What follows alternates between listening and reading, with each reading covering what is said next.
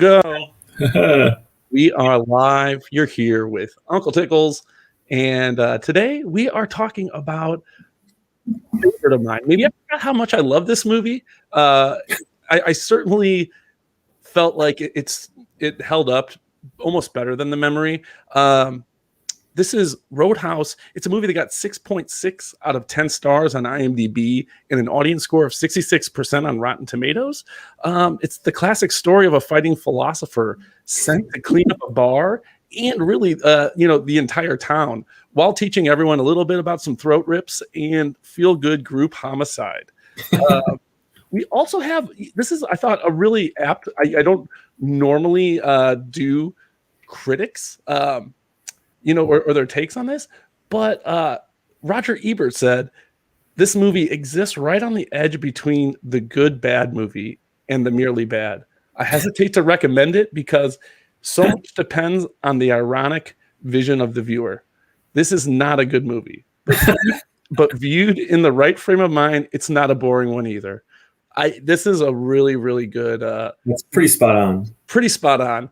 We're joined to talk about this movie with a good friend of the program, good friend of mine, Adam Jennrich. 2 gunshot wounds, 4 stainless steel screws, 9 knife wounds, and 31 broken bones is what was on the medical report he carries with him at all times. Say hello to everyone, Mr. Jennrich.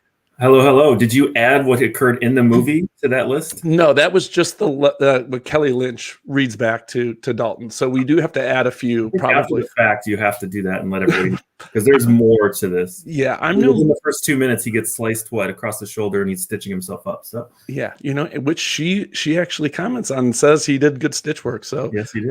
We might talk about theorize as to Dalton's level of medical training a little bit later.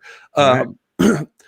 Jennrich, you, as we've mentioned, longtime friend of mine. If you watch New Dad, you've seen him on a few episodes there. He was actually supposed to be a guest on the Clue episode, went into retirement. It came out for me doing a special favor for me today to talk about Roadhouse. And you know what? I think that after thinking about it, I couldn't imagine who else I would have had other than maybe Flynn, because we're just so uniquely prepared to talk about this movie.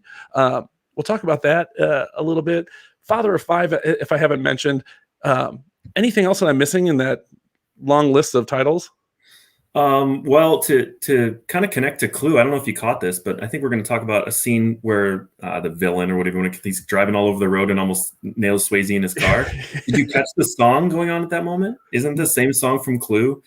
Is it? I did not notice. It is. You'll have to go back, and I should have looked it up what it is so I could speak to it. But it's like da-do today. Oh, life will be a dream. You know what I'm talking about? Yeah. There we go. So no wonder you brought me on. Well, and you know what? We're gonna get into this right now. This isn't in the notes, but another thing I noticed during this movie, the love scene between Patrick Swayze and Kelly Lynch. It's an Otis Redding song. Same song in Dirty Dancing plays. Really? Yeah, they played the same song in Dirty Dancing. Interesting. Yeah, so years apart too, so that was purposeful. Yeah, for sure. At TKOK, we celebrate Swayze. We have Swayze Sundays, that I try to keep up on. He played a very special role, I think, in our circle of friends. And I reached out to our guests from our last movie, Daisy and Dom, and I was talking to Daisy because if you didn't catch the episode that we did on Oh Brother Where Art Thou, we talked quite a bit about folklore, and Dom gave the kind of like a definition of folklore is it's the study of house rules. It's kind of what he called it. And that led me to ask Daisy, hey Daisy, are inside jokes folklore? How does that work into it? And really, like, she brought me back to that statement that Dom made, and yes, obviously the number of people in on the joke can kind of change the context of it all. But Swayze became like folklore within our circle of friends. And it kind of happened because of an inside joke. Jennrich, you were I don't know. The butt of the initial one? The voice of reason of reason of the group.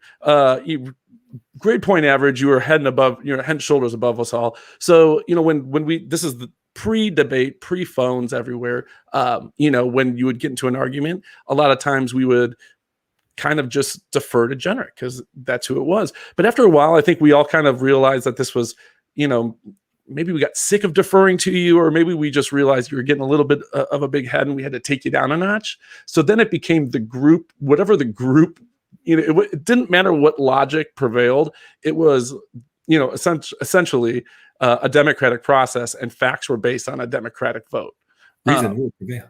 Yeah, so that's how it worked, and pretty soon everything Jennrich would claim to be true or fact would become the opposite of what we adopted. Right. And so one of our conversations came, we were debating how old Patrick Swayze could be for this, when he filmed Dirty Dancing, not Roadhouse, but Dirty Dancing, and we decided just. Because it was driving you insane to land on the number 16. And that became such a drawn out joke that I think Patrick Swayze literally became one of our spirit animals. And even though it started as a joke, the love became real. Do you have anything to add to that? I think that, like I said, I was the first butt, if you want to put it that way, of that joke or that inside joke, however you want to put it. And I feel like it probably took me 2 years of like pushing back on it, being so frustrated by the anti-logic of it, to actually participate in it when we were doing it to other people or involving them in the peripheral of the inside joke, if you will. So I think early on in my high school career, as I was meeting more than just you, who I'd known for quite a while, like I wasn't good at being the butt of jokes. I wasn't good at being the one that was picked on, and whether it's ego or other things. And it took me some time to really get out of my own way and kind of enjoy, the art of what that was. But I absolutely got so frustrated by it that I went to we had internet at the time, because I went to a website, and I think I even copied and pasted from the website what would have been his Wikipedia. For sure. And Flynn went to a Word document and he typed it in all caps, www.swayze.com, and then just wrote a blurb about how he was 16 as like a counter argument to mine. And that was just enough for me. But point exactly, because I'd seen Swayze movies before this, but Swayze took on a whole different level of notoriety with our group post that kind of conversation. And like going back to the folklore surrounding it, to kind of back up that claim, we would literally build stories around justifying this to the point where sometimes I have to remind myself that this story isn't true. We would tell people, anyone, a passerby, anyone that we would just meet and in casual conversation, we would find ways to bring up Swayze with them if you were around, intentionally, so we could all tell this story about how there was a production break because there's a scene in Dirty Dancing where he has to drive, and he wasn't 16 at the time, so they actually had to wait 2.5 months to film the scene, and it caused production costs. And I guess it's probably, we've told it so many times and it's so earnest that people will be like, really? Despite the logic of the situation. And I really was like, so my question is this. So do you think that the initial, because yes, that joke really helped carry, Patrick into our hearts, but there's another connection. My dad kind of looks like Patrick Swayze. I was going to go there if you didn't, because some of the stuff we looked at ahead of time, it wasn't in your notes if you want to say it, but yes, he does. And actually your dad and Swayze in this movie specifically, I was watching it going, what? Weird. Yeah. So, I don't know if, what came first, the chicken or the egg. Was it the joke? Were we joking about my dad looking like Swayze, who also looks like the dude on the Sam Adams bottle, by the way? A very distinct combination of the two. Yeah, resemblance. But, so for whatever reason, and when you're 16 or 15 and you're dumb and, that's enough, right? Like, it really bugs one of your buddies and one of your buddies' dads kind of looks like the dude. That's enough to adopt a guy and just run with him as a spirit animal. And that's what we kind of did. So for me, just as an explanation, why do we celebrate Swayze Sundays? That's part of it. This has been something, I was turned on to Swayze at an early age by my mom. Dirty Dancing was one of her favorite movies. Jennifer, what was your introduction to Swayze? Your first memory. I vividly recall seeing Ghost in the theater, which I think Ghost was 90, if I'm not mistaken. Yep. So I would have been 8. And honestly, Ghost, for some of the other folklore aspects of that movie that we have in our inner circle, I mean, that's kind of has some scary elements for an 8-year-old, and some interesting themes. But I think that was probably my first exposure to Swayze, and that's a really good movie. And it's when we talk about tops, top threes and top fives, it's in there. But and then honestly, some of the other ones came after the fact, like even Outsiders, which was one of his first ones. Like I remember reading the book The Outsiders probably either 7th or 8th grade. It might even have been freshman year, and just being like, oh, this is such a cool idea. And the way she speaks has a little bit more of a maturity and edge to it with what's going on. And that movie was full of people that are huge stars now. Enormous. Yeah, no, that was one. I read that in 7th grade as well. And then, it was one of those I immediately went back and was like, Mom, that's a dude from Dirty Dancing. But yeah, no, you mentioned it, Ghost, I think was a lot of people's gateways, younger folks. But if you had to rank your top 3, Swayze movies, which 3 do you pick? You know what? I don't know if you'll call it sacrilege, but I'm not a huge Dirty Dancing guy. No, that's fine. I don't think a lot of people are. And so I think I would go Point Break, just from a standpoint of like, it was a different character for him. Point Break is one of the first ones that I don't think I saw it at the theater. It was probably rated R. It's rated R, so I don't think I did. But it was one of those like probably first cult rated R movies that when you're a middle school, you watch and you're like, this is the coolest movie. So I'd probably put Point Break up there. Probably Ghost, just from a standpoint of how it ranks in terms of all cinema and what it did. Whoopi Goldberg won and other things that happened for that movie. And then I think, man, like I hadn't seen this movie. I think I told you when we were texting in probably 15 years, and this movie is wild, and we're going to talk about a lot of that. So I'll skeptically put it like just outside the top 3, and maybe say Outsiders just for some throwing back to my youth and some of that I talked about. But how about you? So I mean, for me, it's Dirty Dancing, Point Break, Roadhouse, and those are pretty solid in my top 3. But I mean, they're all cult classics, like by the definition of it. For sure. And Dirty Dancing is more of a sentimental classic. I'll catch it. It's one of those, if it's on, I'll watch it. Right. It was my introduction to the guy. My mom is a big part of the reason I love movies. But I mean, he has, outside of those, he has Ghost, which we've talked about, Outsiders, which we've talked about, Red Dawn. Red Dawn was a movie I loved as a kid. Yeah. Next of Kin, which I think he put it out in the same year as Roadhouse, and that I think is his most underrated movie. And then does Ghost and Point Break. Now his career goes in a way different direction after this movie if he doesn't injure himself. Right. And when you look at, because it was funny, like I went to IMDb while watching the movie, and I didn't include everything, but I just, we're big fans of other movie podcasts, and you talk about runs that actors have been on and directors and other things. And like, for sure, arguably, when you talk about starting with Outsiders and going Red Dawn, Dirty Dancing, Roadhouse, Ghost, Point Break, and then some of those other ones that you mentioned, like, it's a pretty good run. It's a really good run. And we don't even mention Uncommon Valor, which is one of his first movies, which is an unbelievable war movie with Gene Hackman. Shouts to Ann Kelly, who we've talked about a bunch on this podcast. Right. She introduced that movie to me, force-fed it down my throat. It's awesome. And then Youngblood, which is an awesome tiger. It was an awesome hockey movie. Yeah. And then if there's a knock against him, he makes 2 movies I've honestly never heard of until I started researching this: Steel Dawn and Tiger Warsaw. Me neither. Both, Tiger Warsaw only made like $400,000, but yeah, to your point, he has this crazy run, and my question is, at that point, is he the biggest movie star on the planet? You could probably you look at actors like Tom Cruise that were starting to come in their own at this time. I couldn't place as far as some of the movies, but when you talk about All the Right Moves and some of the other stuff he started doing, Top Gun's in there, so he was probably kind of like what you would call a 1A or a B.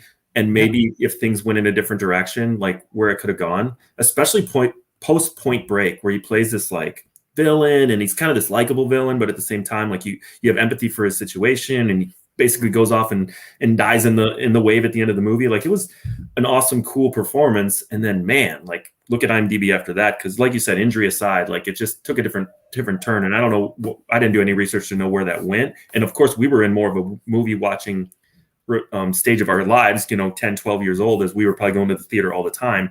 And I remember To Wong Fu. I remember going to see that movie and being like, what is this? Like, this is odd. Yeah, I'm a Tu Wong Fu fan. I know that would have been a good one for Flynn. I know he rocks for Tu Wong Fu, and then there's also Black Dog in there, which was true. Like, it's one of our jams. It's an also huge underrated Patrick Swayze movie starring Meatloaf about some truckers who get into a little bit of a sticky situation. Sure. I definitely suggest it. It's weird because he hurts his knee in this movie filming Roadhouse, and then as a result of hurting his knee, passes on Tango and Cash. And then there was another action movie that he also passes on that I'm blanking on. But the point is, both of those movies bomb. Yeah, and he missed his Lethal Weapon basically. Yeah. Yes, and what he does instead is he does Ghost, which ends up being huge. That's true. So I guess there's a route where he does Roadhouse and then he does these Steel Dawn, Tiger Warsaw, Tango and Cash, and maybe he fizzles out. We're not talking about him being potentially one of the greatest stars of that time. He was huge. Definitely box office draw. And saying that he was a box office draw, but this movie meaning Roadhouse did not do well in at the box office. It did well in rentals later, and that is something we're going to talk about a little bit later in a section that we call Cosmic Giggles. Okay. But I want to talk about, just for a second, why you and I are uniquely qualified to talk about this movie before we jump into the movie itself. Right. So we won't name the restaurant, but you've worked at a restaurant. It was a big part of your life, and that restaurant had Roadhouse in the title of it. That's right. So you have, and you've been in the restaurant and bar industry for over 20 years at this point in your life. Is that crazy to think about right now that you've been doing that for over 20 years? It is, and I think, like you mentioned it through just kind of text conversation when we were talking about the anniversary of Cable Guy being like 25 years or something like that, or was it 30? I hope it wasn't 30, whatever it was.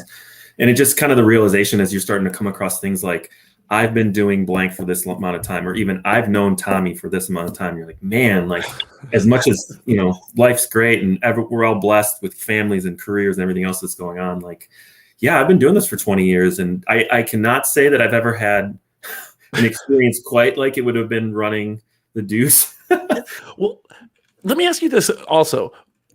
Where did you think this movie takes place? Well, so they say it's going to be outside of Kansas City, and then they reference Jasper, correct? Correct. Okay. So I looked up Jasper, and it's like north of Joplin, Missouri, which is almost to the Oklahoma border.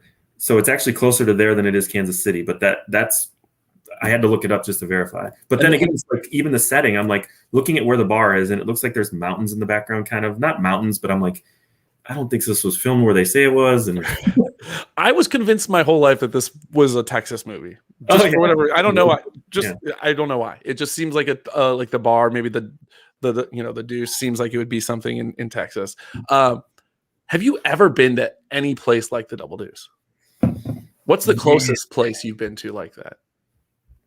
Probably maybe sophomore or junior. Steve Myers from my college days. Mm-hmm. And you guys got along a little too well. That's a whole other podcast. But his hometown is like 45 minutes southeast on 65, going from Chicago to Indianapolis. So it's like south of Valparaiso, southeast of Maryville, those towns. And I'm blanking on what it's called, but it is just an exit type of town.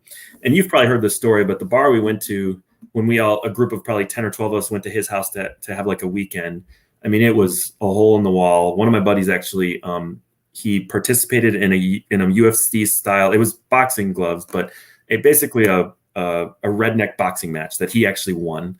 So it was as close to Roadhouse as I've probably been, but it's using the rope-a-dope strategy, right? Yes.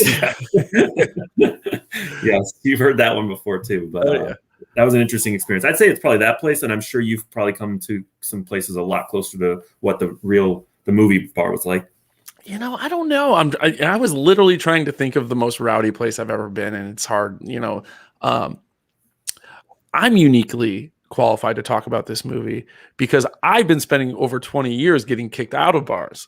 So So I've gotten actually to know both the cooler bouncer, which is that's a type of bouncer that Swayze is. He's the cooler. He cools things off, and also the microwave. The guy will heat things up in a second. Yeah. I've had interactions with both of them. So yeah, I appreciate a cooler bar. I would have liked to have been kicked out of more bars by a Dalton type. I tend to run into the other types more often. But do you think if you had more bouncers that were basically taking the be nice approach, that you would have like cooled your jets and been like, you know what, I'm kind of feeling this guy's vibe? Honestly, in a weird way, I do kind of feel like that kind of throws drunk people off when someone's really nice. Like you're expecting the confrontation, you're expecting the words. You're almost at that point, you're looking for it. But yeah, it does. It totally throws you off, and you're kind of like taken aback, and you're like, oh, hat in hand, and you're like, okay, well, I'll just go then. I'm sorry. I'll see myself to the door. Yeah. Someone calls you a cocksucker, be nice. That's a tough pill to swallow. If you can find a staff that can do that, then wow. Especially that staff, which we're going to get into. Yeah. So I mean, I feel like I'm really qualified to judge bouncers, both in the way that they handle their patrons and in the way that they may ignore or encourage other things. So that is a true story. In fact, I was kicked out of bars at such a rate at one point when you went out when I was going to meet your wife, your eventual wife, for the first time. You had to preface the meeting how. So you correct me if I'm pretty sure I know what you're talking about. Is this Joe's? Yeah, Joe's. Okay, just making sure. So Joe's on Wheat Street, which is like a upscale Chicago version of this place. And I prefaced it by basically saying, like, don't worry, Tommy will probably get kicked out, but he'll get back in. And I don't know where she took that, whether she was like, he's lying, or I don't know, or whatnot, but that's literally what happened. Yeah. And then and you just reappeared, and it was like normal. It was like, hey, can you go get us another round? And she so that's your first impression with her, and there was other impressions at other bars and other situations. But yeah, it came to fruition exactly how we laid it out. For sure. That was the thing. I could normally get back in once or twice, but I would always burn the bridge again, unfortunately. Yeah. So you guys are in good hands tonight. We're going to jump into the movie now. You're talking to someone who's owned an establishment with Roadhouse on the title. You're talking to someone who's been kicked out of more bars than probably a lot of the people you know. We're going to jump into favorite scenes. Okay. I have a lot of these. I'm going to let you go first, Adam. Okay, so I'm looking through yours, and I'm going to let you cover all those. I'm trying to look through. I covered a lot, so yeah. Cover a lot, and I think when I was looking back on the movie, so it's been a long time since I saw it, and I remember like the first scene where the giant monster truck rolls up, and I'm like, what is Gravedigger or whatever the heck this is doing in this rich guy's driveway? And like, there's no reference to it. Just the two guys get out. They don't even look like they get off of ladders. It's just sliding out of this huge monster truck. And I'm like, there's a lot of weird things thrown in this movie, but into my head, I did not remember that was going to lead to the scene later in the movie. It's hard to reconcile it. It is an outrageous scene that probably is my favorite looking back, because I had to stop and think about it. Like, is this really like written in? Like, this was the plot line that they thought was like the way to go, where he basically, the villain of the movie, and we're going to have to get into a little bit of the plot, but he kind of owns this town. He's got the police in his back pocket and all this other type of stuff. So he just does what he wants at will. And he got some pushback from some local businesses. And one of them was a guy that owned a car dealership. And his punishment to the guy that owned the car dealership was basically to allow his guy to drive a monster truck through the showroom of the car dealership and over like 6 cars. And there's like a punishment to him. And I was like, oh my goodness, this is outrageous. So so shout out to Bigfoot. So that monster truck is Bigfoot? It's Bigfoot. It's the actual Bigfoot. They had to pay to paint it and then repaint it afterwards. And I think it's actually the 6th version. Bigfoot 6 is what they said. It was at that point in the movie that I pressed pause and I said, okay. And I started looking. Did you remember it? Did you remember? No, okay. Not at all. Not at all. And you mentioned that Brad has he has the police in his back pocket. do we know that for a fact? I mean, we have to assume it because the police don't show up until he's killed at the end. They're never there. Yeah. I mean, they're just non-existent. They don't even there's no scene, right? And this is probably a good point to mention this. In doing the research for this film, the original cut of this film was over 3.5 hours. I thought it was amazing. It was an hour and 55 when I was getting into it. I'm like, man, this thing is going to be, for this type of movie, I'm thinking $140, and I'm like, wow, hour 55. Sorry. Even then it kind of wraps up quickly with that final scene where you're like, man, they're getting this out of the way. It is. I mean, it's such a strange. I mean, the first half of it is so deliciously bad good that you don't really realize. You're like, oh, I'm like an hour 15 in. At least that's how it was for me. I didn't realize it at all. So yeah, that's the scene, the monster truck scene. I pause it and I start looking up like intentional bad. Is this intentional funny? Yeah. And I actually found a quote from the director that he said that they tried to make some of it kind of like intent. And I don't know if this was after the fact, because also something I learned, this movie was nominated for a bunch of Razzies, which first I didn't know the Razzies were even around back then. Patrick Swayze was nominated for Worst Actor, a ton of stuff, like over 10 Razzies it was nominated for. So I don't, that could be some revisionist history, right? The director after the fact being like, people are laughing at this film that he thought was going to be badass, and he's like, yeah, it was supposed to be that way. But he says they did it to try to bring in more of a female audience to make it appeal to that. I think they missed the point on that, or they missed the mark on trying to do that. But yeah, that scene was so outrageously over the top that was probably in a litany of over the top moments. That was the point where I'm like, fuck this. I have to pause this and I have to like stop and figure out is the director fucking with us. It goes back to the review you said about Ebert about the irony of like what he took away. Cause I'm like, how else could you look at it? Yeah. Yeah. I mean, you have to go into it in the right frame of mind for sure. Keep going. What else do you got? So I thought that, I don't know if it was the initial, I think it was the initial fight scene in the bar but Swayze's there already. So maybe not the initial one. So you have to remind me, but like the fact that all this stuff is going down and the lead singer of the band is blind. Is he blind in real life before I put my foot in my mouth? Yes. Yes. And I was like, the lead singer of the band is blind. I assume he's actually playing. Yep. And yeah, he was really good. Yeah. And I'm like, they literally don't even miss a beat while all this. It was like something out of a Western. Like there's parts of this that's like a stupid, goofy Western when it comes to like the new sheriff in town that's here to clean up because of the lawlessness and everything else. And this is like guys jumping off of chandeliers and throwing stuff and people doing pile drivers, and this band just keeps going. I was like, this is outrageous. Do you think bars were like this back then? Like, because they have the cage up to like protect the band. Yeah. So it's like clearly they know like they've have so many people that come to play music hit by stuff that they're just like, we're just going to put this up. Cage. Yeah. Or people wanting to fight. Right. Exactly. So, I mean, it was just like, I need to get, I should have probably like called in my mom or dad and just been like, did you guys ever experience this? Because if anyone would have, it probably would have been them. No. And that's what I guess that's probably the scene that makes me think it's Texas, right? Because I think there's probably parts of Texas where you could go right now and there's a bar like that, right?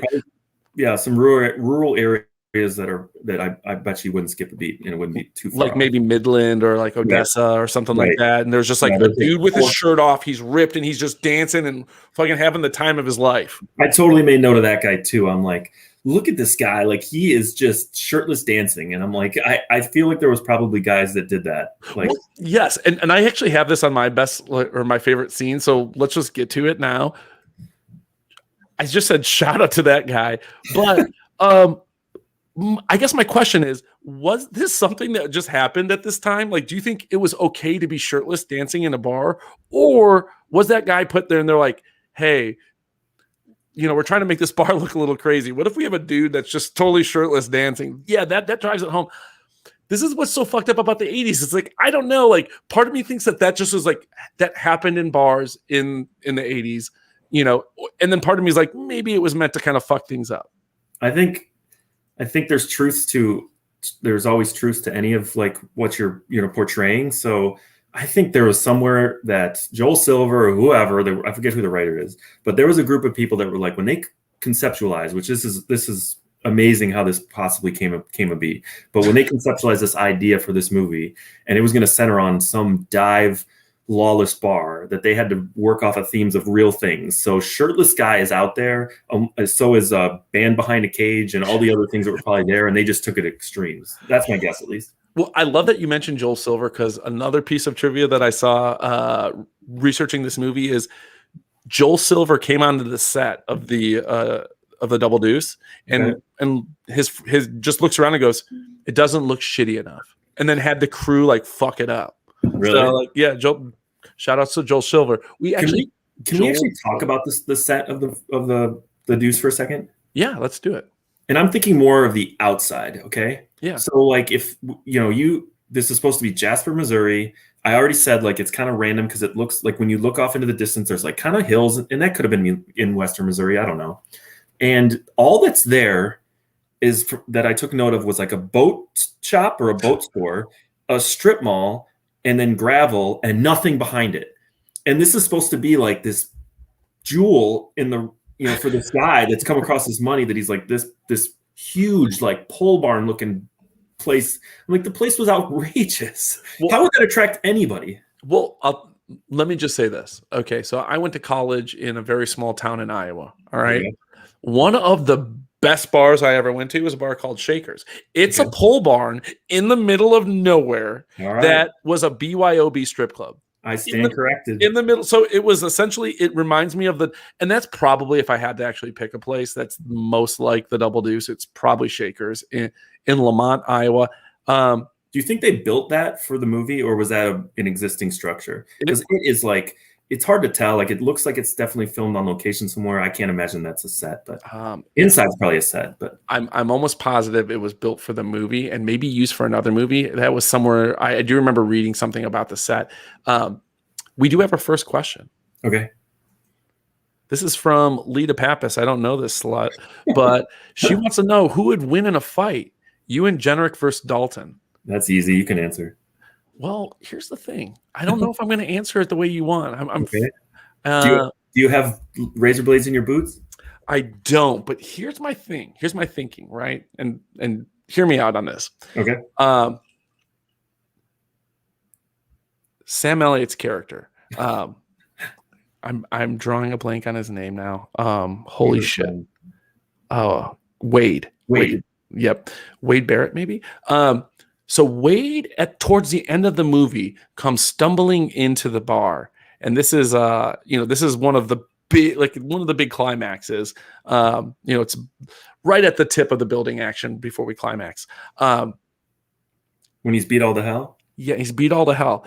This is a masterful move. Like, I'll probably get to this later in strongest performances, but the actor who played Brad, the bad guy, I did a total 180 on him. In my notes, I have I'm bitching about how unconvincing the bad guys are in this movie, and then by the end of the movie, I'm like, fucking Brad is maybe my favorite character in this movie, maybe the strongest performance. He was the only one that was relatively convincing, though. Like if you lump them all. Yeah, true. Maybe a rewatch on my part would help. But. No, yeah, I just felt like I did a 360 on him, but what a masterful move! Because let's think about this scene for a second. Let's break this scene down. I don't have it in my favorite, but I think we should talk about it. Wade, who is played by Sam Elliott, one of the better performances in this movie. He's like Dalton's mentor, right? Yeah. He comes in, he's helping Dalton kind of get through the weeds on this, and this is towards the end that. And the bad guy calls and says, you got to pick between your girl and your best friend, basically. And Dalton doesn't know what to do. Wade comes in, he's beat the hell. And this, to Patrick Swayze, is the sign that Brad, the bad guy's going after Kelly Lynch, his girl, Doc, And so there's this moment, right? And we find out that the baddest, because let's now go all the way back to the beginning of the movie. When Dalton is originally asked to take over the Double Deuce, the guy says, I want the best. And he says, the best is Wade Garrett. That's Sam Elliott, right? Right. Sam Elliott is beat up by 3 dudes only. Now, to Lita's question, who could beat up Patrick Swayze? So if the best is beat up by 3, Could Dalton be beat up by you and I? I don't know. Now, when he was fighting 4 dudes on that back dock, they had him. When Wade came out to save him, they had him. Yeah, they had him.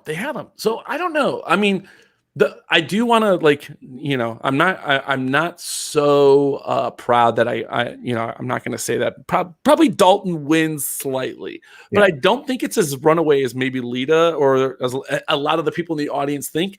I don't know karate, but I do know crazy, and that would go in my favor. I think if you throw really good in shape Flynn into the mix, we win handily. Yeah, no, and Flynn's at the top of his game for sure. If you throw Flynn in, then I think we roll Dalton. As it is just me and Jennrich, I think give me 2 weeks to get in a little bit better shape. And 2 weeks. 2 weeks. That's all I need. All I need is 2 weeks. And I think it's a little bit more of a good fight. Thanks, Lita, for the question. If you're listening, send more questions in. We'd be happy to answer them. So we talked about your love of the first scene, his first interaction with the deuce, another funny thing, while that whole scene's playing, if you notice behind Swayze on one of the posts, it says Buddy's Corner. It's like carved into the bar post. Okay. Buddy was the crew's nickname for Patrick Swayze on the set. Oh, interesting. So if you do a rewatch, check that out. Any other scenes that caught your fancy? Gosh, I won't say scenes, but it's 2 different scenes, but more 2 different instances that happened, and I wanted to get your take on it. Okay. So there's 2 different explosions in this movie. One of Red's, I don't know, whatever you want to call it, like little store, and then I don't know the character's name, but his landlord's house. Those were outrageous explosions. Like they weren't just like, especially the scene at the store where I remember the explosion happened and I was like, wow, that was big. And there was 2 more giant explosions thereafter that demolished the hell out of that building. And I'm like, this guy's sending a message for sure, but who is blowing up these buildings? And when they're planning for it from a standpoint of the movie perspective, they were like, okay, we want to blow this thing to high hell. So those were very enjoyable because they were somewhat unexpected and somewhat over the top. Yeah, I mean, this whole movie's over the top. I felt like they fit in really nicely with that. I'm glad you mentioned the explosions. They do deserve a little bit of notoriety here. I'm just going to run through because this is really a lot. So I just have that opening scene. I love it because it gives us everything we need to know about Dalton. He's the philosopher fighter that we're introduced to. He doesn't like fighting. And a quick question. You walk into a bar, you go to order a drink, and you turn and you see someone giving Dalton vibes. He had that intense stare. He's just nodding his head.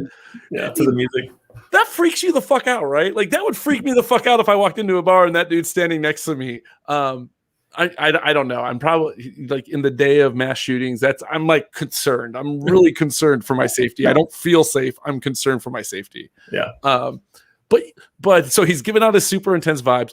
We get the full idea of he's a Renaissance man, right? He can fight clearly. He doesn't want to always kind of fall back on his muscles. He's an amateur medic. We see him stitch up himself. A philanthropist. He gives his car away to the gentleman. Yeah. He's also the underdog. We get that line that keeps reoccurring. I thought you'd be bigger. I thought you'd be bigger. So we kind of get everything we want to. We later learn that he actually has a degree in philosophy from NYU. So random. Which was awesome. You talked about Point Break earlier. When you're talking about your favorite, I thought the parallels between Bodhi and Dalton were just undeniable. Yeah, right? They're just 2 sides of the same coin as far as villain and hero, if you want to put it that way. I mean, he's obviously a flawed hero for sure. Some of his decision making, but yeah, definitely. I didn't think of it, but when I read it in your notes, I was like, yeah, I can see it. And I'm sure there's probably something out there. I did look a little bit through some amateur sleuthing, but I didn't see anyone that did an article or made the connection or did an interview where he talks about both those characters and drawing inspiration. But I find it hard to believe he didn't. So let me ask you. And it was something I thought about, and I'll get your take. So they referenced, you said 2-3 times, but I thought you'd be bigger. Yeah. And in my head, I was curious if that's a reference to just that style of action hero, because this movie's kind of an action movie. I told you, I think it's kind of like almost like a Western where it's like the lawless West, the guy goes in to clean it up. And Swayze doesn't have the build of some of those guys that we've seen and talked about and heard on other podcasts. Even Stallone, who's doing Over the Top and Tango and Cash thereafter, and Schwarzenegger that does Predator and all those guys on it. And I don't know if that's a play off of that. I assume it is, because you imagine this movie with Schwarzenegger as Dalton. You know how different of a movie it would be. It doesn't work. Mel Gibson might work. You know, like you need someone like that. I feel like Tom Cruise could possibly have worked. You know, like you talked about him. When I was doing this research, there was a couple things. One, I totally expected to find and that first time the line's uttered, I'm like, okay, kind of take note of it. I didn't really necessarily remember that being like a thread that they keep trying to tie throughout the movie. The second time it was mentioned, I made a note, and I was convinced that I was going to see something exactly to what you're talking to. I thought there was going to be something about how they were a massive dude or something. They were trying to cast someone else, and that they ended up with him, and that was kind of like, it was an inside joke. Within the movie, it was like, hey, we always thought we'd go for someone bigger. To my surprise, I didn't see anything in the research that led me to believe that. Is your impression from your research that he was always the number one choice for the role? That's what it sounded like. Yeah. The only casting really big thing I'd seen was that Annette Bening was cast as Doc, and she not only was cast, but they started filming, and because of a lack of chemistry between Patrick Swayze and Annette Bening, she was fired. And how old would she have been at the time? Let's see. I guess she's probably about the same age as the doctor. Yeah. Interesting. Yeah. So I love the first scene, just, and it had me wondering, how rich is Dalton, because you see him just give away a car, and then he goes to the garage, which was the same garage used in 48 Hours. And, and he's driving a Mercedes. Right. Yeah. And so, very modest living when he eventually gets to Missouri, and he's a hell of a negotiator. We saw his negotiating skills with what he knows he's pulling in. I mean, that's probably for inflation our time, that's some good money.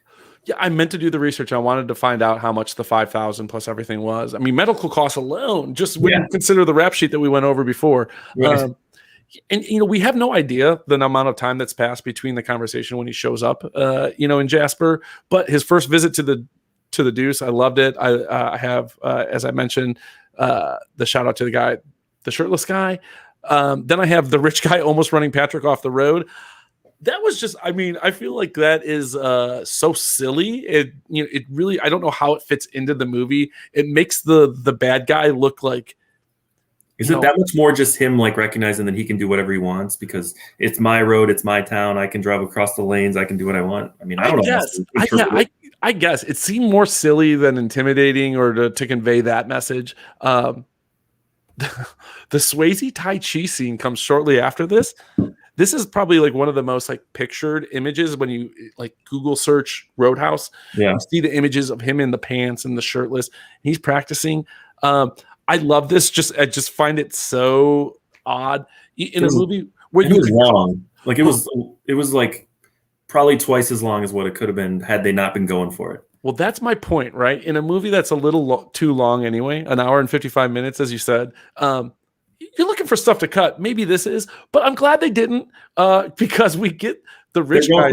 They were going for the ladies, he said. They were trying to entice the lady audience. They really were. I mean, they were really butt scene too. Yeah, they were trying to ride hard on the popularity of Dirty Dancing. In fact, the tagline to this was, the dancing's over. It's time to get dirty.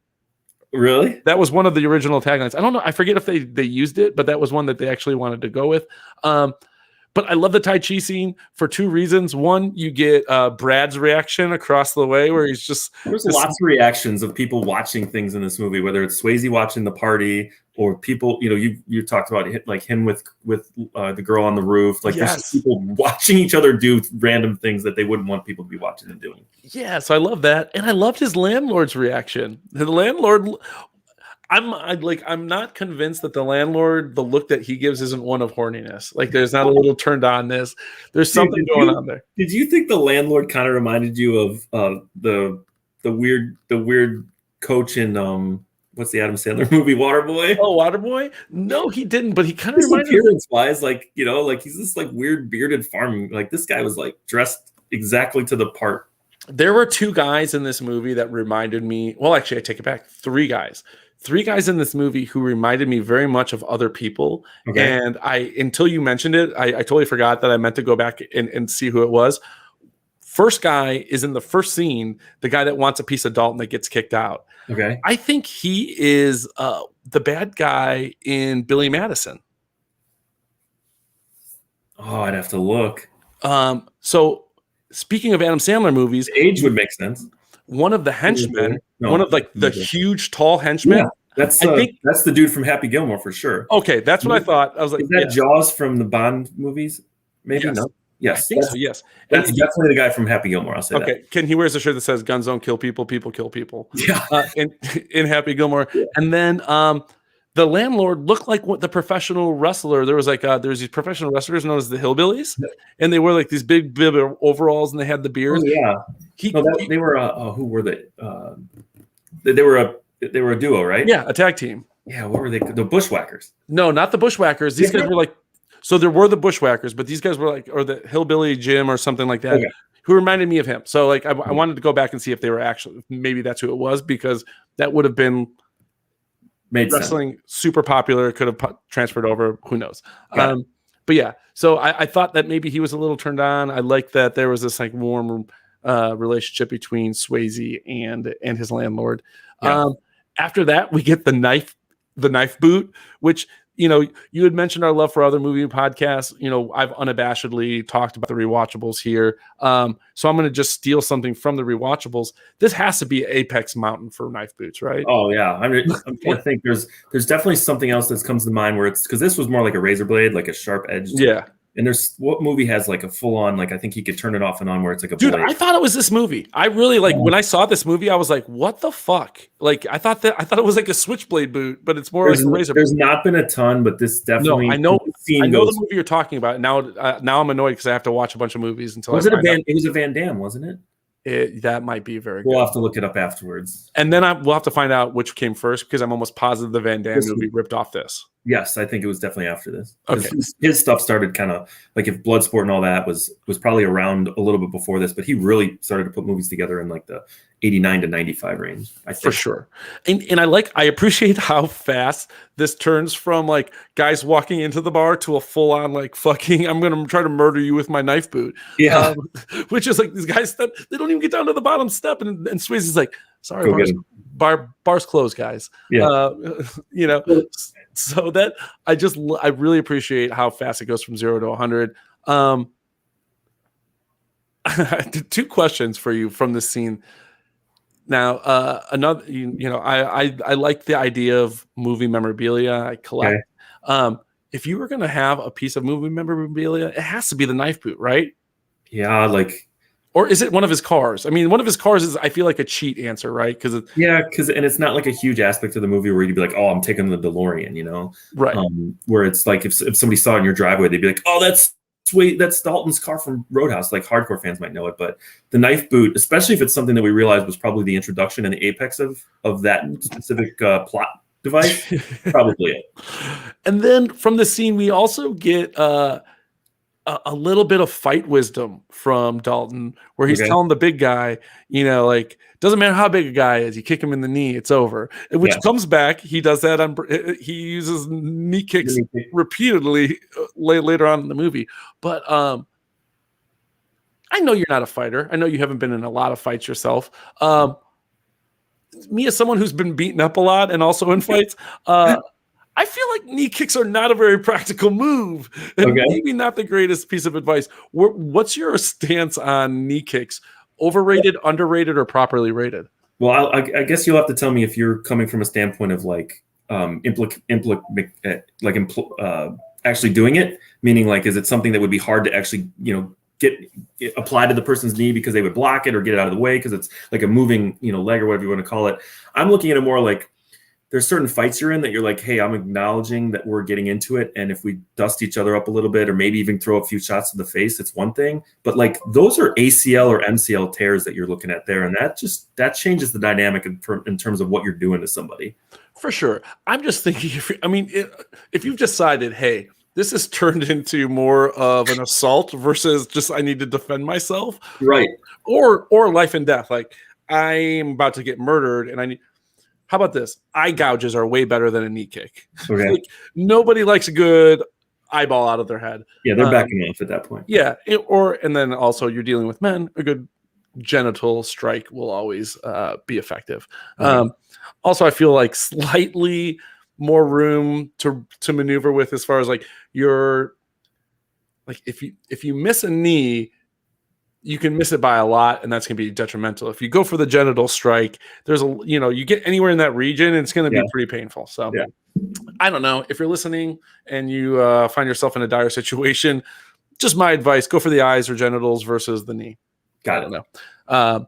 Taking notes. Yeah, take notes, people. This is why you listen, because this isn't just a movie podcast. This is survival. Yeah, we're teaching you about survival. Shortly after the knife boot scene, we have some of Brad's henchmen approach Dalton at his rental. I like that Dalton's laying on. It seems like he's not aware that they're coming to ask him to come over to Brad's house. So I have to assume that how he spends his downtime when he's not Tai Chiing is just laying on the hood of his car, which has a giant broken glass hole on it, and like this big. Yeah, and his arms are just like, I don't know. You guys know about again, I've broken car windows before, intentionally, unintentionally. That glass is fucking sharp. It gets everywhere. Even little pieces cut. It's not great. I would not like my choice. We see he has a great little apartment. There's also probably chairs that he could put next to that nice river by his house. I don't know. Again, maybe I needed to be older in the 80s, and this was something that was just done a lot more. Maybe that's where people hung out, was on the hoods of their car. Fair. Your thoughts on this? Did you feel like? Well, he obviously prepared for the tire part because he bought, at that junkyard. He planned ahead for what he knew would probably happen. But the windshield was not something, one, you could plausibly have a backup of. And two, we all know that we're under the impression Dalton was doing well. And like, why not just get the windshield replaced, other than just the thought of it happening again? But yeah, there was some definite randomness. It's like, all right, hey, Swayze, they're going to come up on this scene. They're going to come, we don't want them to go up into the apartment. So we're going to have you just lay on the hood, right? Yeah. But be careful of that broken glass, though. Like that scene, you could just cut to him in Brad's house and just probably get the idea that, they came and got him. Yeah. So we get Sam Elliott's arrival short after that. I just love Sam Elliott's character in this. He looks like Chris D'Elia a little bit, the comedian. Okay. Like I just the look, it's just crazy going back and seeing, even though he's older in this movie, he's like still young Sam Elliott, Yeah. Just was really like sexually turned on by Sam Elliott in this movie. So Did you remember him being in it? I do. Okay. I did not. I didn't remember his death. And in fact, that was a kind of a surprise in this movie, because I really was like, okay, I guess I do remember. I remembered basically how the scene with Jimmy, the fight with Jimmy ends. And I remember her running up. So in my mind, I guess I just kind of assumed that she was like being held captive, and he kind of storms up there and she got loose and just happens upon it. I didn't realize that was like a big ploy by Brad to make him think that it was Doc, run to Doc, kill Wade. I thought it was very effective. So then we get to the Jimmy fight scene. Well, actually, this isn't the Jimmy fight scene. This is the scene after the fire at Red's, where Brad and them come back. And I mean, I laughed out loud unintentionally so many times, but this was one, because it seems like when they cut to Wade and Dalton, and they're fighting scrubs, like dudes in flannels who look like they're 60 years old. And then you go to the B team, like the big fat bouncer and the other guys, and they're just getting destroyed. Why didn't they ever have the two really heavy set bouncer guys on both sides fight each other? Because that would have been that's what they needed to do. That's like the Airborne thing, where you have you have Seth Green's character and then the other guy who sucks at skating, and they're racing against each other. Yeah, that's what you do. There was also some sweet, like, this is an 80s thing too, but when you talk about flannels, like the flannel cutoff vest that like this is all you had of it. Yeah. Like the one dude at the beginning was in it and like throughout, and there was probably more references to it, but that was total 80s bar scene. For sure. And I talk about how I do a total 180 on this movie with Brad, the main bad guy. I need to look up Brad's last name because that's bugging me that I don't know it. Brad Wesley, yeah. So Brad Wesley, he's the baddie. So originally I'm like, God damn it, there's no one that's intimidating or even that looks to Patrick Swayze's equal outside of this Jimmy character who looks like Jose Canseco at the time, like looks like just a kickboxing Jose Canseco. So then there's this scene. Jimmy destroys the entire Double Deuce staff with exception of Wade and Dalton, and then pole vaults over the fat guy onto the stage, which again maybe is more outrageous than the monster truck scene. I don't know. Again, I've said it, a litany of over the top moments. Him pole vaulting over a guy. Pool cue, right? Yeah, with a pool cue. Yeah. Which, by the way, the Double Deuce is so cleaned up, they don't need the cage. I don't know if you've noticed, but they dropped the cage. I have something to cover on that. Okay. So yeah, allows him to get right up on the stage. And I think that it was this, and I have it in my notes. Yeah, that was the scene where I think I realized after that fight concludes, it concludes with the Brad Wesley firing a gun in the bar. Yeah. So again, where are the fucking police? There's a place just exploded. Yeah. There's a dude firing bullets in a bar. I mean, the fire truck showed up. No police. Nothing. Police. So he calls his dogs back, and then Wade and Dalton share a moment. I challenge any of our listeners or viewers, go back and watch that moment and tell me if I'm wrong. Tell me if I don't have a lot of ways to improve Roadhouse. Very few suggestions. The only suggestion I have, let's get rid of Doc. Let's get Kelly Lynch. No, nothing is wrong with Kelly Lynch. She's great in this movie. Does Doc even really make sense from this standpoint? So, because maybe I'm helping your argument whether I want to or not. I think you are. Okay. So his first interaction with her, and this was a very brief interaction, was him after getting gouged in the ribs, or whatever you call it. He goes to the ER with his medical records in hand, and they have a back and forth that doesn't seem overly flirtatious, but they have a back and forth where she staples him up, where he refuses basically to have any Novocaine or whatever you call it, and just deals with it. And then he basically invites her to the bar.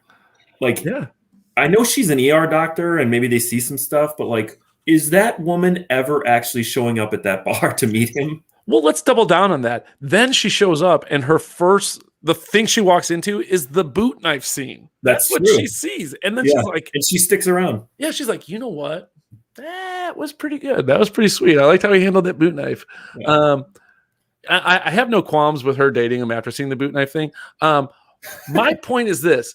Watch that moment after the first Jimmy fight, after the fire at Red's, gunshots fire, Wade and Dalton share this embrace.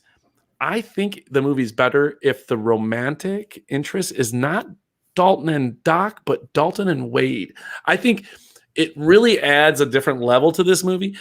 You think they were ready for that in 1989 or whatever? I don't, but I also think that adds to it to a certain degree. I just think they're like, hey, did you see that awesome Roadhouse movie where there's a bunch of dudes and they're just kicking the shit out of everyone and they're also in love and they are pretty awesome and they kiss a lot and then you get to see Patrick Swayze's butt and his lover dies and then he rips some dude's throat out because he killed his lover?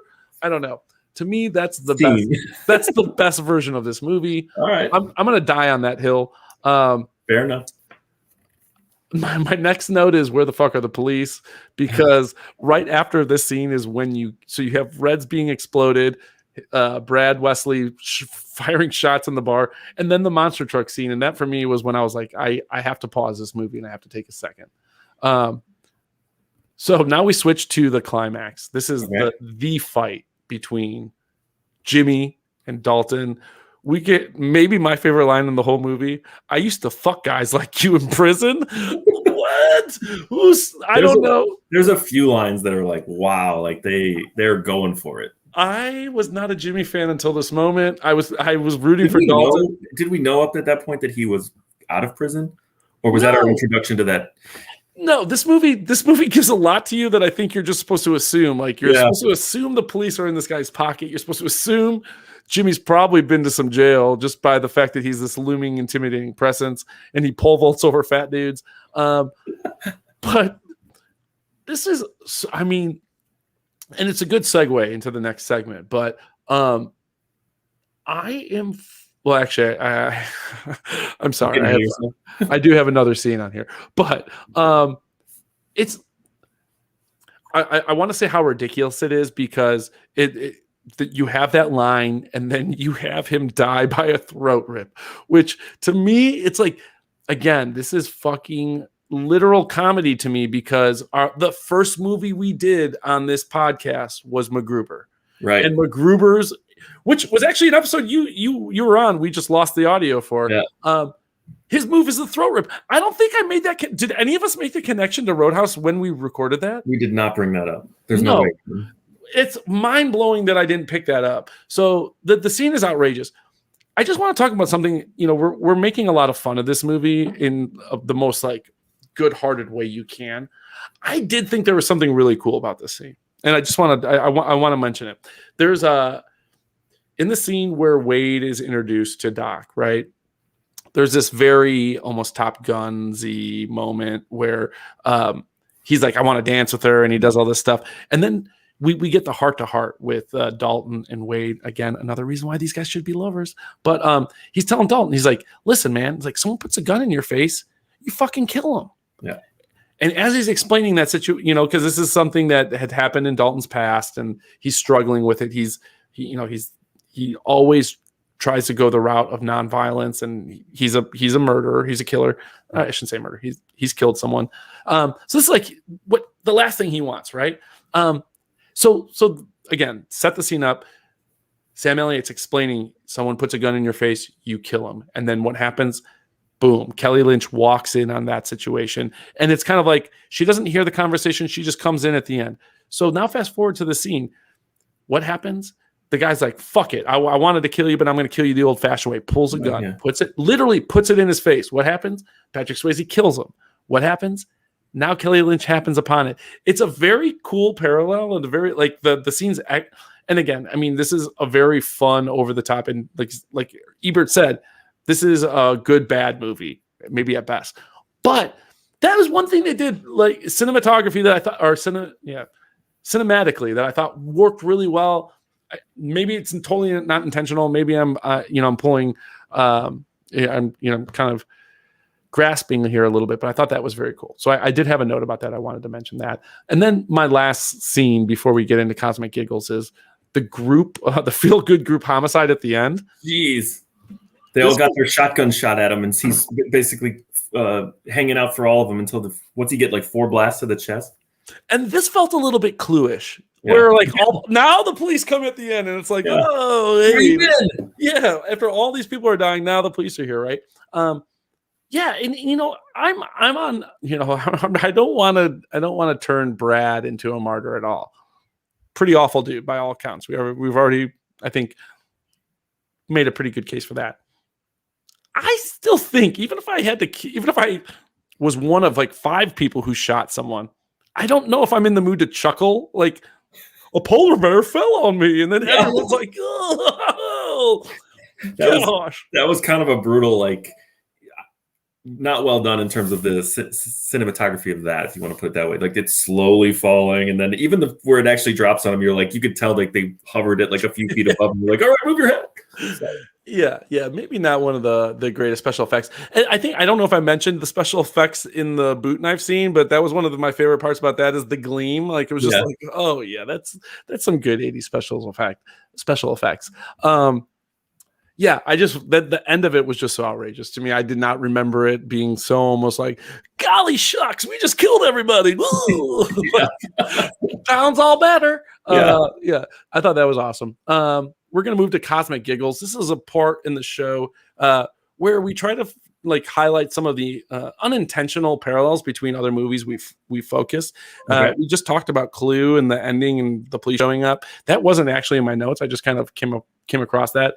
We did touch on Throat Rips, MacGruber, our very first movie. That was his go-to move. We've already talked about the fact that Joel Silver was a producer on this movie. He was the basis of Lee Donowitz's character, True Romance, that we did a couple weeks ago, 2 movies ago. This one, not necessarily a cosmic giggle connecting any of our TMC movies, but for those who are listening, who happen to catch me on History of Westeros, we did a podcast on Lost Valyrian Steel. And one of the swords we talked about was Bright Roar, a Lannister sword. And there was a theory that I really like called the Titty Twister theory, which was based on it's named after the bar in From Dusk Till Dawn. Because there's this idea that this place acts very much like this place. It's kind of like a Venus flytrap, right? Well, the band, not our blind friend Jeff Healy, but the band in the opening scene in New York, where Dalton is approached to come work at the Double Deuce, that is a band that was led by Tito La Riva, and Tito goes on to front a band called Tito and the Tarantulas, which is the bar that's playing at the Titty Twister in From Dusk Till Dawn. Wow. You might remember when everyone turns into vampires, they have a human guitar. Yeah, that was one of the more over the top moments in cinematic history, in my opinion. Yes. Just awesome. I think I watched From Dusk Till Dawn for the first time with you, Jennrich. Oh yeah. I for some reason I just have that seems right. I wouldn't. I'm trying to remember where. I like Kelly's. I want to say actually I don't know why, but I remember rewinding that human guitar scene just a lot of times, and I want to say it was at Bunky's house. Oh, okay. Maybe after like a basketball game. But we had talked about this earlier. Just kind of a throwback to that. A lot of the movies that we pick are box office bombs that go on to become cult classics. Okay. So this falls in line with that. Do you have the details on that or no? What's up? Do you have like the details on that, like cost and what it made and all that type of stuff? Oh, I actually, hold on. I probably do have it right here. Let's see here. It just says, although the film had lackluster box office returns, it did quite well on home video and also found a life on cable television where it garnered a significant cult following. Yes. I'm surprised they normally tell you how much it makes and how much it didn't. But yeah, so those were just some of the cosmic giggles we have, and MacGruber and Jojo Rabbit was pretty good as far as that. I think Jojo Rabbit, The Graduate, and Oh Brother Where Art Thou were the. No, I take it back. Oh Brother Where Art Thou was another one that didn't do well in the box office, but became pretty popular. Yeah. But The Graduate and Oh Brother, or The Graduate and Jojo Rabbit, were probably the 2 most box office friendly ones. And even those were, debatable, not top grossing films of the year. We're going to get into the strongest performances. Okay. For this one, I think Swayze kind of runs away with it for me. Sam Elliott is not far behind. Like so when they referenced the character, like you said at the beginning, and you're like, okay, I'm assuming I'm going to meet this guy. And then I didn't remember that Sam Elliott was Wade. And then you see him on the pay phone call from the laundromat, and that was wild. And then when he actually shows up, and like he's in a healthy portion of the movie thereafter, like he is. I don't think I've seen Sam Elliott in that kind of fun, like you think about him in where he's in Tombstone, or even Big Lebowski, where he's just always so sullen and like he's just cool. And in this, A Star Is Born, he's the kind of downer brother, And this is totally different for him. It's like I don't know. I thought he was pretty solid. Yeah, agreed. I have Sam Elliott on here. He also said a lot of his scenes were cut. That's what he said, because it was 3.5 hours, I guess, right? Right. Well, he said half of his scenes were actually ended up on the floor. You get like a big background on his rose tattoo in that. You get the line that was cut from the movie where he calls Dalton the philosopher fighter. There's a lot on there. Another person who I had on my strongest performances, just because I was like struggling, I didn't want to just talk about Swayze because I feel like we done that enough. And Kelly Lynch wasn't bad, but Kathleen Wilholt, but who played Carrie Ann, the waitress. Yeah. Another one. I was like, I felt like early on I was really into her, and I felt like they were going in a direction where her character was going to play a bigger role. Yeah. She kind of falls off again. Right, she unintentionally was their avenue to show Swayze's butt. Yes, so, yes. Which we need you to just show up here. Which, I mean, come on. I feel like you could probably have that done through Kelly Lynch as well. But right. But she's that actress, and I didn't know her name before you wrote it down. Like, she's in a lot. Yes. Like a lot of minor stuff, a lot of minor roles, but like, and she doesn't seem to age to me when I'm picturing her in my head. Granted, I probably can't remember from anything recent, but like I'm guessing in her 20s, something maybe mid to late 20s at this role. But like, she's been in a lot. For sure. No, she's again, we talk about the rewatch, or we mentioned the rewatchables a couple times. They have a term that guy. She's a that gal. Yeah, she's a that gal. She's been in a ton. Twin Peaks. Oh gosh, I'm blanking on a ton, but Twin Peaks was the one that jumped out on it. She's been, you're right. She's been in a ton of stuff, a lot of TV, a lot of movies. Ben Gazzara, who plays Brad Wesley, I thought was just, again, 180. I need to give him his props. He mentioned that that's the movie he gets mentioned for the most. And then Jeff Healey, who is our blind guitarist. He is like a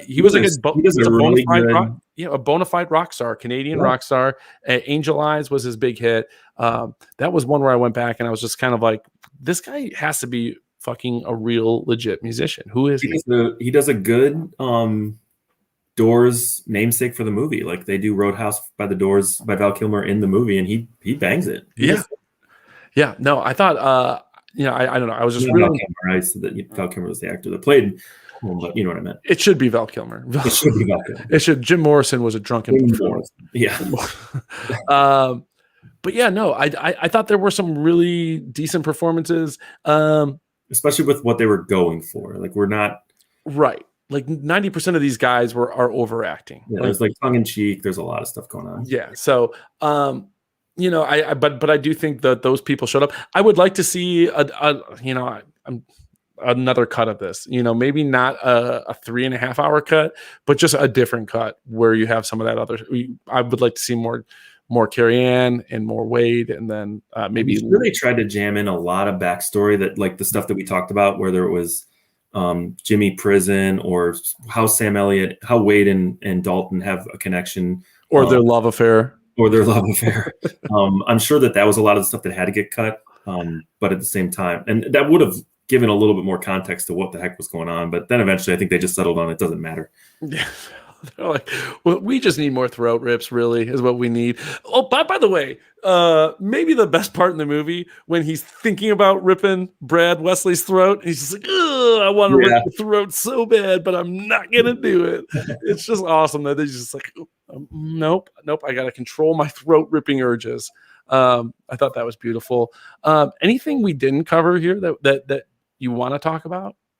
So I have two things that I'm looking at in my notes. We cover, like, I probably have 12 bullets that we covered. So we were aligned on a lot of stuff as far as just things we wanted to go over. So the first one, let's see. So I guess just kind of the premise of the movie, okay? Do you think either currently or in the past that there is like an underbelly scene or underground scene of like bar, dominating bouncer types that like have a reputation that somebody, if you literally in a room were like, who's the guy that would be able to be the best at this, that somebody could just rattle off Wade and then be like, no, Dalton's number 2. Do you think there's really a category of people that could have done what they were looking to achieve in this bar? Or is that completely outlandish if you think about it? Because it's kind of like, hey, let's talk about the GOAT of bar bouncers. This is the only bar bouncing movie that I can think of. For sure. So I want to say as you're asking that question, my gut reaction is to say no. That this doesn't exist. You get where I'm going with it, right? Yep, 100%. That's my gut reaction, is to say no. And I think if you're talking on like a national stage where it's like someone in Jasper, Missouri knows about this dude in New York, he's like, right. Well, I can't get Wade Garrett because he's doing something else. So I'm going to go get this other dude, Dalton, who's the second best. would give you the impression that there's so many bar scenarios kind of like this one that they'd be like, hey, there's this place in Reno and there's this place in Bismarck and there's this place where somebody has such a reputation for fixing it. And maybe, I mean, like we were talking about earlier, so but it's an interesting premise that some people sat in a room that were like, okay, we're going to come up with this idea to get Patrick Swayze into this kind of Western lawless town. And here's what we came up with. Yeah. Well, so my gut reaction is like clearly that there's no national ranking for bouncers, or there's not like there's no drag. yeah. You don't have bouncer agents who are out there like wheeling and dealing. They're like, my bouncer's the best. He's the best in the world, But so as I'm thinking, no, a couple things pop into my head. One is shows like Kitchen Nightmares or Restaurant Impossible. Right, where you have these shows, and it's not the same, right? These guys aren't coming in to lawless establishments, or Bar Impossible. That was another one, right? Yeah, Bar Rescue. Bar Rescue. Where they're coming into establishments that are failing, and they turn around to fix it. Like this is basically like and I never really connected the dots, but they're essentially stealing the premise of Roadhouse, right? But they're just because establishments probably don't exist in real life where there's just murders and prostitution and drugs, that this is the best we can do, right? Now, the second example I'm thinking of is a little bit more real, and I think a little bit more of what you're talking about. And it may not happen on this national level, but I do think it happens very much on a local level. And as I'm saying this, I thought of a second example that hits a little bit closer to home. Okay. So my first example is this. If you are someone who has read the book Lone Survivor, yep. Marcus Luttrell talks about growing up I believe it was in Texas, mm-hmm. and he has a twin brother, mm-hmm. and him and his twin brother were these big badass dudes who knew they had a local Navy SEAL, like this guy who was a Navy SEAL in their neighborhood, and they started working out with this guy, and yep. for as long as they knew, they were like, we want to be Navy SEALs.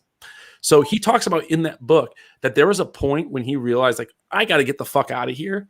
And it was when dudes from other towns started hearing about these badass twin brothers, and they would drive from other towns to basically try them. Just be like, hey, did you hear about those fucking badass twins who want to be Navy SEALs? Let's go fucking fight them.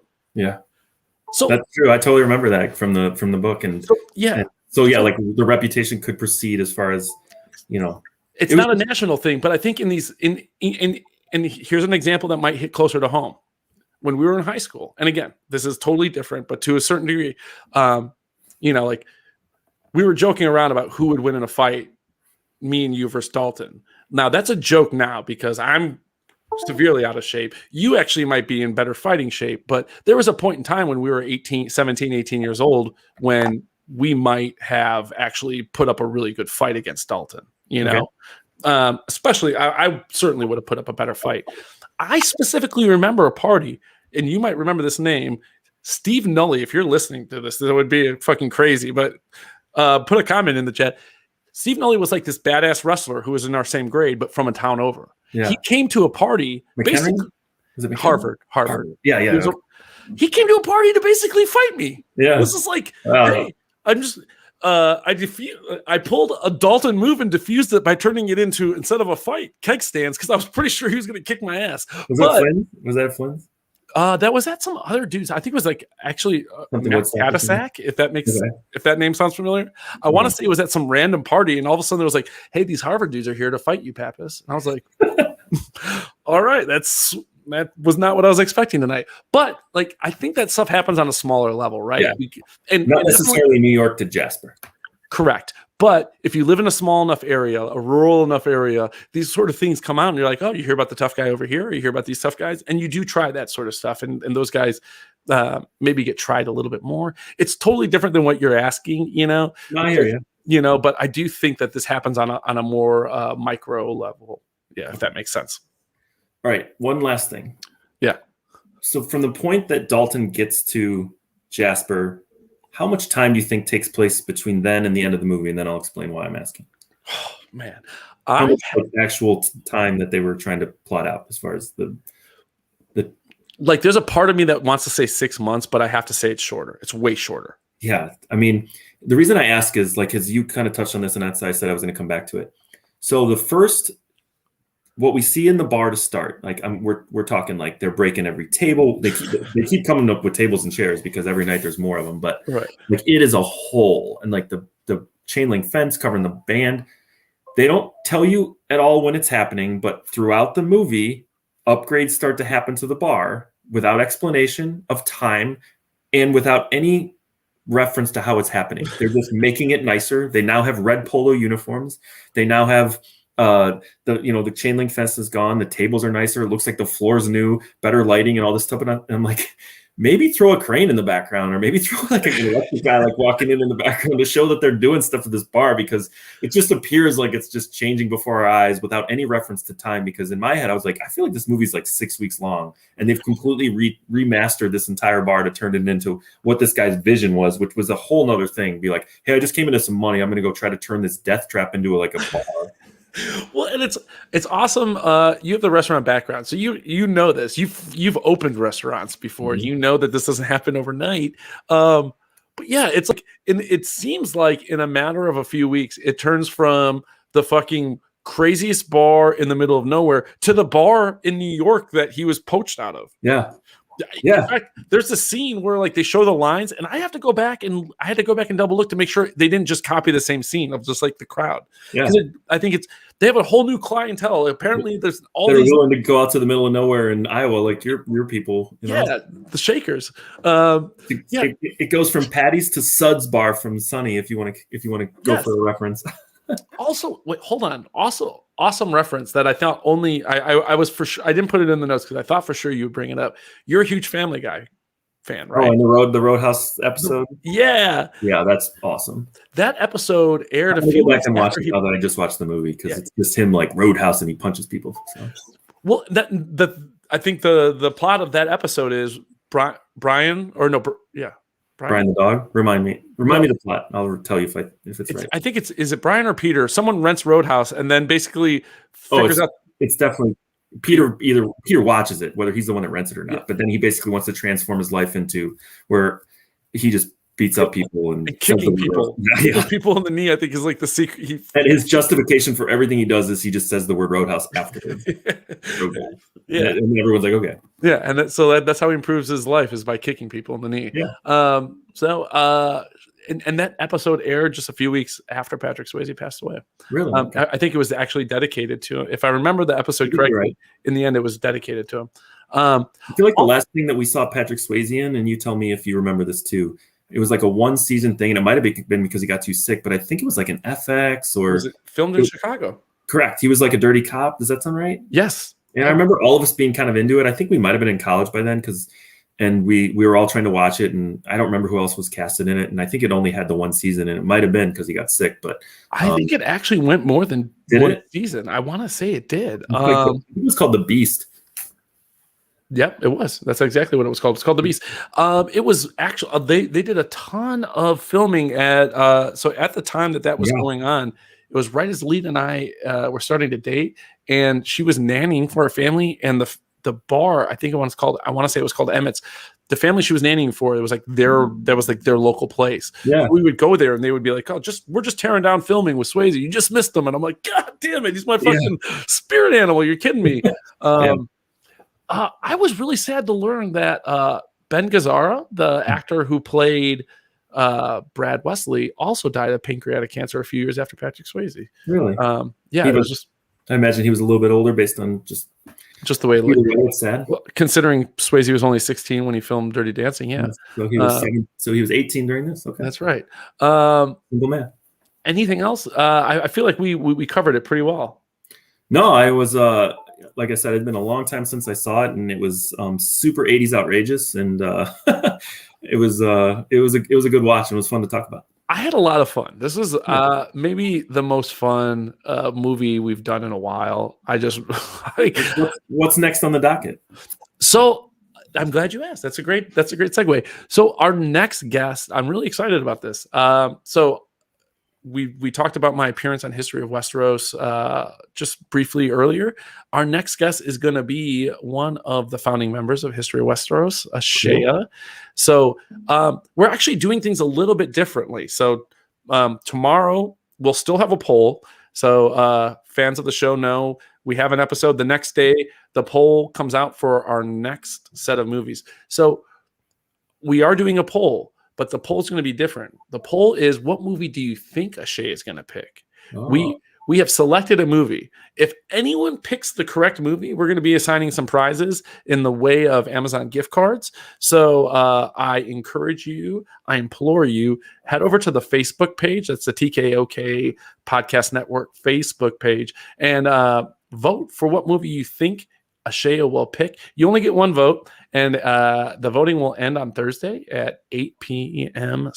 Eastern Standard Time. That's 7 p.m. Central Standard Time. I will say this. I know the movie. I have not seen it, which I thought was...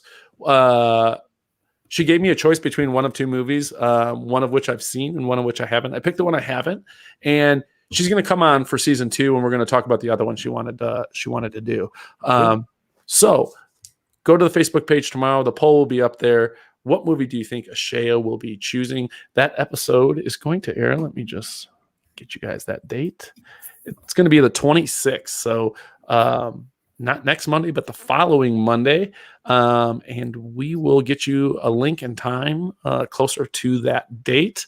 Outside of that, I do want to mention, we were talking shortly, I have been hacked, Facebook. So I'm maybe noticeably absent from the TKOK podcast Facebook group. Right now, we have some wonderful mods, Scott and Patrick, who are taking care of everyone. My wife, Lita, who is posting for me, and I will sometimes post through her, and as well as Kate Flynn, co-founder of the podcast network.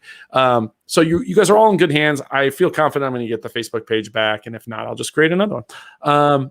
So there is that. Don't forget, hit the like button if you're watching this on YouTube, subscribe, and please tune in for the next episode. Again, that will be July 26th.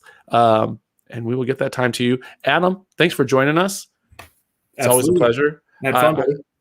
I had the joy of hanging out with Flynn in person on Thursday. I saw Suds on Sunday, went to his new house. And now I'm hanging out with you virtually today on Monday. This is a good 5 days for me. Man. Good. Really good week. And I talked to Culberson for like 2 hours on Friday. Yeah, he told me that. Yeah. So, I've really hit up, feel grounded. I'm feeling good. This is going to be a good week, guys. Hope everyone out there is having a good one. Uncle Tickles loves you. Remember, stay frosty, y'all. We'll see you soon. Bye-bye.